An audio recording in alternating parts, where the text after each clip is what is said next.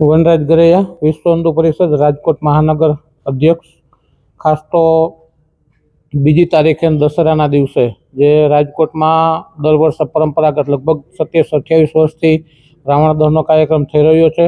આ વખતે પણ આ વિશ્વ હિન્દુ પ્રેરિત દશેરાના દિવસે તમે આપણા સમાજમાં જે અલગ અલગ ધર્મના લોકો જે ભેદભાવ કરીને ઊભા કરવામાં આવેલી જે માન્યતાઓ છે એ એક અસુરી શક્તિ છે અને અસુરી શક્તિના નાશ માટે વર્ષોથી પરંપરાગત આ રાવણ દહનનો કાર્યક્રમ થાય છે। 2 તારીખે રેસકોર્સ ગ્રાઉન્ડમાં રાવણ, કુંભકર્ણ અને મેઘનાદ આ 3 પુતળાઓનું ત્યાં દહન કરવામાં આવશે અને જાહેર કાર્યક્રમ છે। અને આ કાર્યક્રમની અંદર અમારા અધ્યક્ષ આ વખતે રાવણ દહનના અધ્યક્ષ છે ભાઈ શ્રી કૌશિકભાઈ સરદારા, એમના અધ્યક્ષ સ્થાને આ કાર્યક્રમનું આયોજન કરવામાં આવેલું છે અને સર્વે જનતાને આના માટે લાભ લેવા અને ખાસ પધારવા માટે ભાવભર્યું આમંત્રણ।